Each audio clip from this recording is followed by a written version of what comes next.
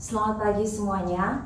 Kami dari kelompok 4 akan mempresentasikan materi pengauditan 2 dengan judul Pengauditan akun-akun terpilih dalam siklus pembelian dan pelunasan utang. Sebelumnya, kami akan memperkenalkan diri. Saya Nadia dengan NIM 116. Saya Delima dengan NIM belakang 105. Saya Erika dengan NIM 122. Saya Amelia Kartika Purba dengan NIM belakang 124. Jadi ini adalah akun-akun dalam siklus pembelian dan pembayaran. Terdapat aset, beban, dan liabilitas. Untuk aset tersendiri terdiri dari kas, persediaan, perlengkapan, dan sebagainya. Kemudian ada beban, yaitu harga pokok, beban sewa, dan pajak kekayaan, dan sebagainya. Kemudian ada liabilitas, yaitu utang usaha, utang sewa, utang pajak kekayaan, dan sebagainya. Dalam bab ini dibahas persoalan audit yang berkaitan hanya untuk beberapa akun terpilih, yaitu audit atas properti, mesin, dan peralatan. Yang kedua adalah beban dibayar di muka. Yang ketiga adalah utang lain-lain. Dan keempat adalah akun-akun pendapatan dan beban. Pengauditan atas properti, mesin, dan peralatan. Properti, mesin, dan peralatan adalah akun-akun yang tergolong sebagai aset tetap. Pembelian properti, mesin, dan peralatan terjadi melalui siklus pembelian dan pembayaran. Karena pengauditan atas akun-akun tersebut serupa satu sama lain, digunakan satu contoh, yaitu akun peralatan, untuk melukiskan pendekatan untuk mengaudit ketiga tipe aset tetap tersebut. Peralatan dan akun-akun terkait. Ada peralatan, laba atau rugi pelepasan, akumulasi depresiasi, dan beban depresiasi. Dalam mengaudit akun peralatan dan akun-akun terkait akan sangat bermanfaat apabila dilakukan pemisahan pengujian sebagai beberapa kategori berikut. Yang pertama, melaksanakan prosedur analitis. Yang kedua, memeriksa pembelian peralatan periode ini. Yang ketiga, memeriksa pelepasan peralatan periode ini. Yang keempat, memeriksa saldo akhir dalam akun aset. Yang kelima adalah memeriksa beban depresiasi. Dan yang keenam adalah memeriksa saldo akhir dalam akumulasi depresiasi. Oke, berikutnya adalah memeriksa pelepasan aset atau disposal tahun ini. Dalam pembahasan ini, auditor akan melakukan verifikasi internal dalam pencatatan pelepasan untuk memastikan apakah aset telah benar-benar dikeluarkan dari catatan akuntansi. Nah, prosedur-prosedur yang biasanya digunakan dalam memeriksa pelepasan adalah yang pertama, review apakah aset yang baru diperoleh itu telah digantikan dengan aset yang lama. Yang kedua, analisis laba atau rugi pelepasan dan pendapatan lain-lain yang diterima dari pelepasan aset. Yang ketiga, review modifikasi pabrik dan perubahan produk yang dihasilkan, perubahan dalam peralatan berkomputer berharga mahal, pajak kekayaan, atau coverage asuransi untuk melihat kemungkinan adanya peralatan yang ditiadakan.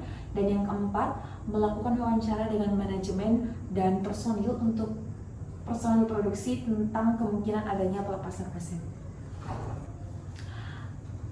Selanjutnya, memeriksa beban depresiasi. Beban depresiasi adalah beban yang tidak diverifikasi sebagai bagian dari pengujian pengendalian dan pengujian substantif golongan transaksi. Tujuan audit saldo terpenting untuk beban depresiasi adalah ketelitian, di mana auditor harus fokus pada penentuan apakah klien mengikuti kebijakan depresiasi yang konsisten dari periode ke periode dan apakah penghitungan yang dilakukan oleh klien itu sudah benar. Kemudian metode yang bermanfaat dalam pengauditan depresiasi adalah auditor pengujian prosedur analitis tentang kewajaran yang dilakukan dengan mengalihkan aset tetap yang belum didepresiasi dengan tarif depresiasi. Berikutnya, memeriksa saldo akhir dalam akun akumulasi depresiasi. Dua tujuan yang biasanya ditekankan dalam pengauditan atas saldo akhir akun akumulasi depresiasi adalah yang pertama, akumulasi depresiasi sebagaimana tercantum dalam master file properti harus cocok dengan buku besar. Tujuan ini dapat dicapai dengan menguji kebenaran penjumlahan vertikal akumulasi depresiasi dalam master file properti dan menelusurinya ke buku besar. Yang kedua, akumulasi depresiasi dalam master file adalah akurat. Selanjutnya yaitu pengauditan beban dibayar di muka. Yang termasuk dalam kategori ini adalah sewa dibayar di muka, hak paten, biaya organisasi, asuransi dibayar di muka, beban ditangguhkan, copyright, pajak dibayar di muka, merek dagang, dan goodwill. Dalam kasus-kasus tertentu, akun-akun tersebut bisa sangat material.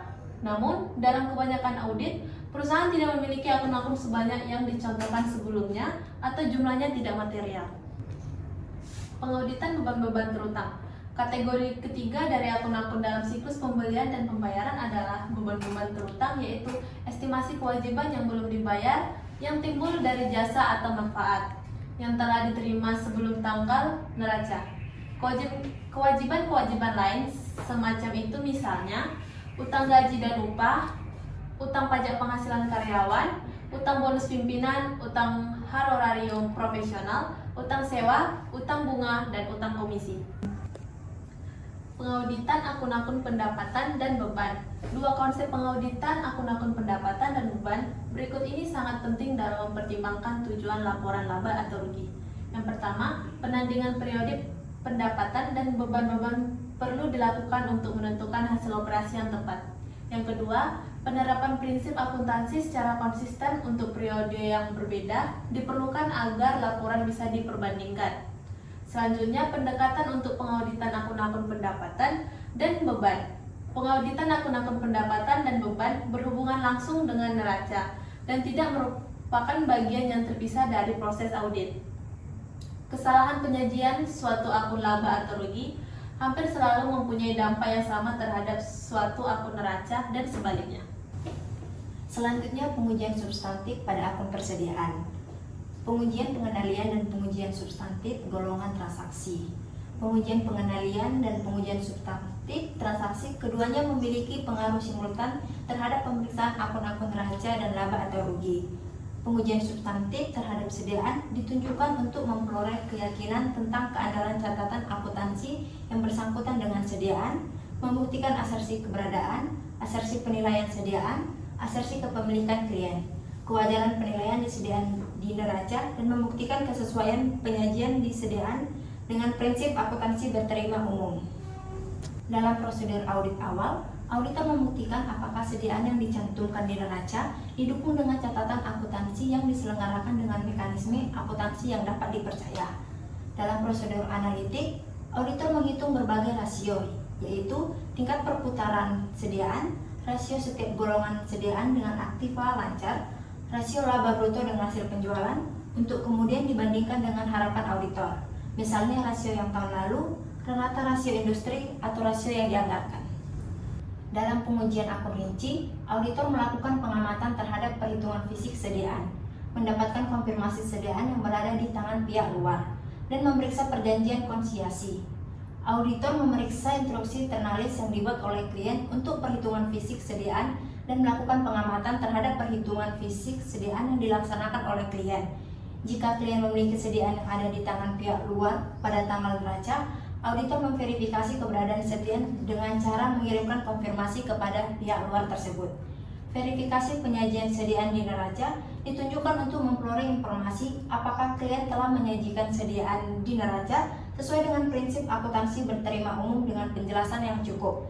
Informasi mengenai hal ini diperoleh auditor dengan cara memeriksa klasifikasi sediaan di neraca dan cukup atau tidaknya penjelasan terhadap sediaan yang disajikan di neraca.